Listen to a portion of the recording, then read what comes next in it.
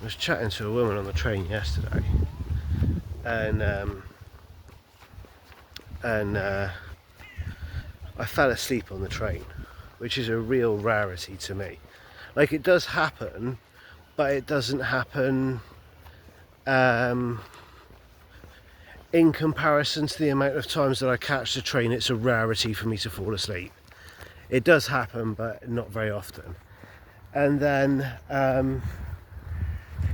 I had when I was chatting to this woman, I said, I don't know where my energy is. Like, when just had a total like sap of energy. And I said, and the weirdest thing is that I thought that I'd have more energy when I gave up drinking. And she said, do you know what, it's really strange. She said, I gave up drinking about 6 months ago, and she said, and I don't feel any better for it. And I would more or less agree, more or less. But I have had somebody say to me exactly the same thing, that they gave up alcohol and that they don't feel any better for it. Certainly all of these things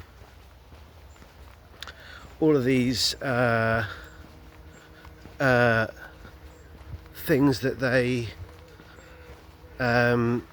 say that are supposed to happen when you give up alcohol, I'm certainly not seeing any of those. But what I am tending to notice is that there is what's happening here? But when I look at kind of like the pain of loss of the pub, that's what I'm missing. And I feel really, really sorry that, you know, I've amassed a albeit small following over the years, and that kind of like I'm not doing that spontaneous pint anymore. I'm not popping my head around the door to see who's in. I'm not, you know, going to the pub on the off chance to see what's going on there. These things will still happen, but just not at the frequency that they did happen before. And this is a loss in my life. But there was a friend of mine, self-confessed alcoholic, and I said to him, I said, oh, what's the I said, like, he switches his phone off a lot, very rarely has it on, and so kind of like this behaviour.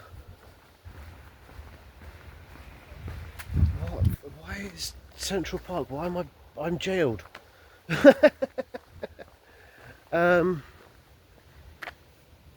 Right, try again.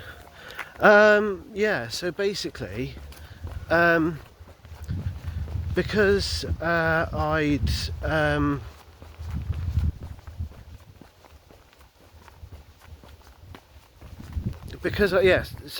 self-confessed alcoholic.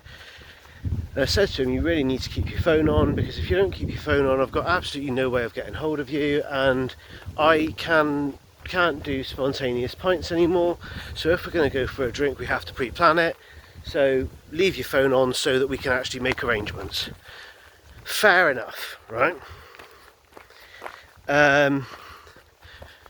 And he said that his problem was that whenever he was invited to the pub, that's why he had to keep his phone off, because he had a really bad fear of missing out, because he needs to be able to say no to the pub, as do I. He needs to be able to say no to that spontaneous night, as do I, because he has that fear of missing out, that the amazing night out, the amazing pint that was going to happen, is now not happening anymore. And that is a real kind of like, that's an issue for him. And because that's an issue for him, he keeps his phone off a lot so that he doesn't even get invited to the pub. People just know not to contact him now. But it's not about him disconnecting from technology. It's about him not being able to say no to going to the pub. And as soon as he said that, it hit me. Not that I have that fear of missing out, but that I know that I'm missing out. Because there is always that amazing night that I'm not part of. There is always that pub that was an amazing find that I'm now no longer going to find.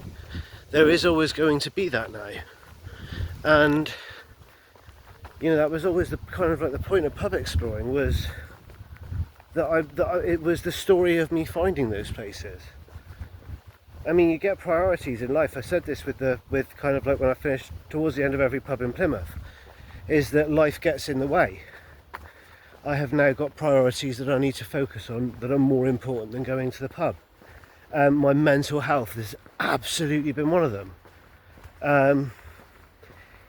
It can't take another pint. I have to work on that more than anything else before I can even contemplate going back to drinking, let alone the level of drinking that I was at. My physical health, it's not a priority anymore. I'm probably as fit as I've ever been, but it's still something that I need to look after. These are two things that, if you drink a lot, things are going to take their toll. I've got the two worst human beings alive happen to be my daughters, so I've got to focus on them as well. And whilst I do think that taking them to the pub is part of their social education, it doesn't necessarily mean that I can factor alcohol into that. But what I do know is I don't have a fear of missing out. I know I'm missing out. I know that legendary trip to the pub isn't going to happen for me. I know that you get like 9 out of 10 you get 9 out of 10 times that you go to the pub and nothing remarkable happens. But 1 in 10 times that you go to the pub, something that you see the world in a completely different way because of how monumental that visit was. And that's pretty much where I am, is that I know that that's the case. I know that I'm missing out. I don't have a fear of it because I know that it's happening. But the numbers game, 9 out of 10 times that pint for me isn't worth it. It's about picking and choosing which ones are, and that's really horrible because it removes the spontaneity of it. Nobody expected to meet their missus in the pub. Nobody expected to make new friends or have that awesome night out. Nobody plans for these things.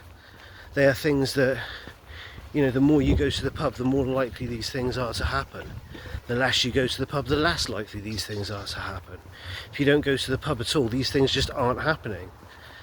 And that's the spark of joy that I'm missing. And it's kind of like, I don't know, I think that's where a lot of the energy that I would have had as a result of factoring alcohol into my life comes from. It's where that zest for life comes from. And I'm really sorry that I don't have that. Just like you look at your man Ozzy Osbourne, died at the age of 76. You look at Hulk Hogan, died at 71. It's, yeah.